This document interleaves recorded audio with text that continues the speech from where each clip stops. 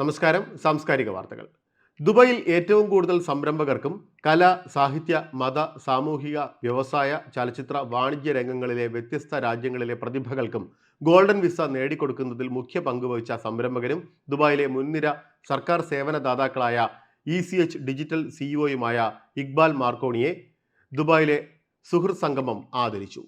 Dubai Al Bustan centre ബാൾറൂമിൽ നടന്ന സ്നേഹസംഗമം ചടങ്ങിൽ Malabar gold and diamonds MD Shamlal Ahmed, Flora group chairman Flora Hasan എന്നിവർ ചേർന്ന് ഉപഹാരം കൈമാറി. ഭക്ഷ്യമേഖലയിലെ ആഗോള വിപണികളെ ലോകത്തിന് മുന്നിൽ തുറന്നിടുന്ന ഗൾഫ് ഫുഡിന് ദുബായിൽ പ്രൗഢഗംഭീരമായ തുടക്കമായി. 29ാമത് എഡിഷനാണ് തിങ്കളാഴ്ച വേൾഡ് ട്രേഡ് സെന്ററിൽ തുടക്കമായത്. UAE വൈസ് പ്രസിഡന്റും പ്രധാനമന്ത്രിയും ദുബായ് ഭരണാധികാരിയുമായ Sheikh Mohammed bin Rashid Al Maktoum മേള ഉദ്ഘാടനം ചെയ്തു. ദുബായ് കിരീടാവകാശിയും എക്സിക്യൂട്ടീവ് കൗൺസിൽ ചെയർമാനുമായ Sheikh Hamdan bin Mohammed bin Rashid Al മക്തൂമിനൊപ്പമാണ് അദ്ദേഹം മേളയ്ക്കെത്തിയത്.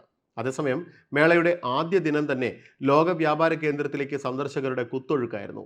കഴിഞ്ഞ വർഷത്തെ അപേക്ഷിച്ച് പ്രദർശകരുടെ എണ്ണത്തിൽ ഇത്തവണ 49% വർധനവുണ്ട്. 190 രാജ്യങ്ങളിൽ നിന്നായി 5500 കമ്പനികൾ ഇത്തവണ പ്രദർശനത്തിന്റെ ഭാഗമാണ്.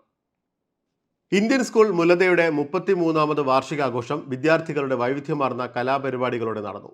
ഒമാനിലെ മുസന്ന വിലായത്തിൽ നിന്നുള്ള ശൂറ പ്രതിനിധി അബ്ദുള്ള സയ്യിദ് അൽ സാദി മുഖ്യാതിഥിയായി. ഇന്ത്യൻ സ്കൂൾ ഡയറക്ടർ ബോർഡ് അംഗം സിറാജുദ്ദീൻ നഹ്ലത്ത് വിശിഷ്ടാതിഥിയായി.